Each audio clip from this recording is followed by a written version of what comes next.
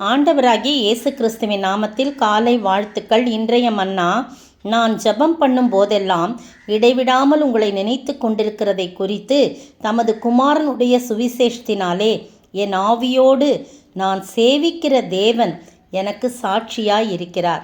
ரோமர் 1:9.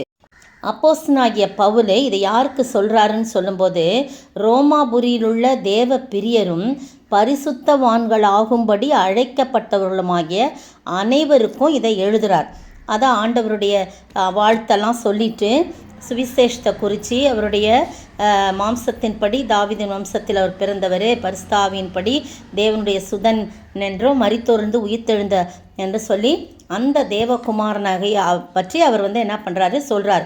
நீங்கள் அவர் சகல ஜாதிகளையும் அவர்களுக்குள் இயேசு கிறிஸ்துவினால் அழைக்கப்பட்டவர்களாகிய உங்களையும் அப்படின்னு சொல்லி விசுவாசத்துக்கு நீங்கள் கீழ்ப்படியும் பொருட்டு தமது கிருபையை அவர் அருளி செய்கிறாரு. அப்போஸ்தல ஊழியத்தையும் அந்த கிருபையில் அவர் நிறைத்திருக்கிறாரு. அதை தான் நான் என்ன பண்ணுறேன், உங்களுக்கு நான் சொல்கிறேன்.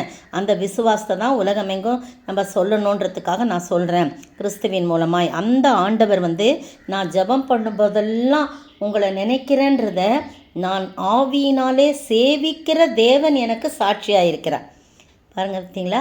அப்போ நம்ம செய்கிற ஒவ்வொரு காரியத்திலையும் ஆண்டவர் சாட்சி பகர்கிறார், பார்த்து கொண்டே இருக்கிறார். நாம் சேவிக்கிற ஆண்டவர் வெறும் ஆண்டவர் கிடையாது, அவர் ஜீவனுள்ள ஆண்டவர். கல்லும் மண்ணும் கடவுள் அல்ல, கையின் சித்திரம் தெய்வம் அல்ல, ஆவியோடும் உண்மையோடும் நாம் சேவிக்கிற என் ஆண்டவர் ஜீவனுள்ளவராய் காணப்படுகிறார். எனவே நாம் செய்கிற ஒவ்வொரு காரியத்துக்கும் அவர் சாட்சி கொடுக்க, என் மகள் இதை செய்தாள், என் மகன் இதை செய்தான், அப்படி சொல்லி நம்ம நல்லது செஞ்சாலும் கெட்டது செஞ்சாலும் அவர் பார்த்து கொண்டே இருக்கிறவர்.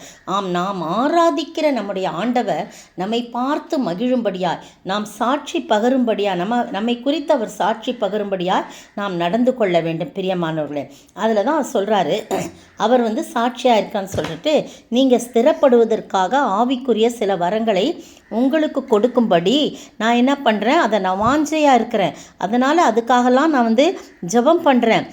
புறஜாதிகளான மற்றவர்களுக்குள்ளே நான் பலனை அடைந்தது போல உங்களுக்குள்ளும் சில பலனை அடையும்படிக்கு உங்களிடத்திலே வர பல முறை நான் யோசனையாக இருக்கேன். ஆனால் ரொம்ப தடையாக இருக்குது, ஆனாலும் கூட நான் வருவேன் அப்படின்ற மாதிரி என்னால் உங்களுக்கும் ரோமாபுரியில் உங்களுக்கும் என்னால் இயன்ற மட்டும் நான் சுவிசேஷத்தை பிரசங்கிக்க விரும்புகிறேன்.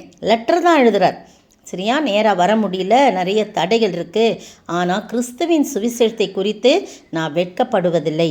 முன்பு யூதரிலும் பின்பு கிரேக்கரிலும் விசுவாசிக்கிறவன் எவனோ அவனுக்கு ரட்சிப்பு உண்டாவதற்கு அது தேவ பலனாக இருக்குது. அப்போ நம்ம ஒவ்வொருவரும் சுவிசேஷத்தை அறிவிக்கும் போது அது நாம் ரட்சிப்பு உண்டாவதற்கு, அவர்களுக்கு நாம் சுவிசேஷம் அறிவிக்கிற அவர்களுக்கு ரட்சிப்பு உண்டாவதற்கு அது தேவ பலனாக இருக்கிறது என்று சொல்லப்பட்டிருக்கிறது. அப்போ நீங்களும் நானும் தேவ பலன் பெற வேண்டும் என்று சொன்னால் சுவிசேஷத்தை அறிவிக்க வேண்டும். அதை குறித்து நாம் வெட்கப்படக்கூடாது. ரட்சிப்பு நாம் யாருக்கு சொல்கிறோமோ அவங்களுக்கு ரட்சிப்பு உண்டாவதற்கு அது தேவ பலனாய் இருக்கிறது என்று சொல்லப்படுது. எனவே பிரியமானவர்களே, நீங்களும் நானும் நாம் ஆராதிக்கிற ஆவியினாலே ஆராதிக்கிற நான் சேவிக்கிற என் தேவன் எனக்கு சாட்சியாய் இருக்க வேண்டும் என்று சொன்னால் நாம் இடைவிடாமல் ஜெபம் பண்ண வேண்டும். மற்றவர்களுக்காய் நாம் ஜெபிக்க வேண்டும். மற்றவர்களுடைய ரட்சிப்புக்காய் நாம் ஜெபிக்க வேண்டும். மற்றவர்களுடைய விடுதலைக்காய் நாம் ஜெபிக்க வேண்டும். அப்படி ஜெபிக்கும் போது கர்த்தர் என்ன செய்கிறாரு, நமக்கு பெரிய ஆசீர்வாதத்தை கட்டளையிட வல்லவராயிருக்கிறார். நமக்கு தேவ பலத்தை கட்டளையிடுவார். அடுத்த வசனம் 17ஆம் வசனம், விசுவாசத்தினாலே நீதிமான் பிழைப்பான் என்று எழுதியிருக்கிறபடி விசுவாசத்தினாலே உண்டாகும் தேவ நீதி விசுவாசத்துக்கென்று அந்த சுவிசேஷனால் வெளிப்படுகிறது என்று சொல்லப்படுது. அப்போ நம்ம சுவிசேஷம் அறிவிக்கும் போது அது விசுவாசத்தினாலே தேவ நீதியை நமக்கு வெளிப்படுத்துகிறதாக காணப்படுகிறது. அப்படிப்பட்ட காரியத்தை நாம் பெற்றுக்கொண்டு வாழ ஆண்டவர் தாமே கிருபை செய்வாராக. ஆமே. விசுவாசத்தால் நீதிமான் பிழைப்பான், விசுவாசத்தால் நீதிமான் பிழைப்பான், விசுவாசிக்கிறவன் தான் தழைப்பான், விசுவாசிக்கிறவன் தான் தழைப்பான். சோத்திரிக்கிற ஆண்டவரே, துதிக்கிற ராஜா, வாழ்த்துகிற வணங்கிறப்பா.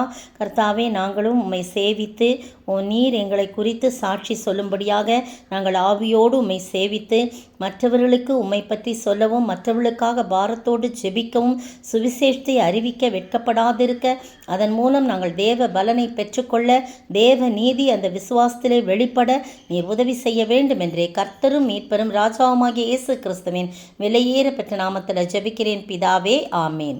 நேற்றைய பதில், நீர் என்னுடைய குமாரன், இன்று நான் உம்மை ஜெனிப்பித்தேன் என்று 2ஆம் சங்கீதத்தில் எழுதியிருக்கிறது. அப்போஸ்தல நடபடியின் புத்தகம் 13ஆம் அதிகாரம் வசனம் 32. இன்றைய கேள்வி, எந்த வேத வாக்கியத்தின்படி கர்த்தரால் இடப்பட்ட கட்டளையினால் பவுலும் பர்னபாவும் ஊழியம் செய்தார்கள்? எந்த வேத வாக்கியத்தின்படி கர்த்தரால் இடப்பட்ட கட்டளையினால் பவுலும் பர்னபாவும் ஊழியம் செய்கிறார்கள்?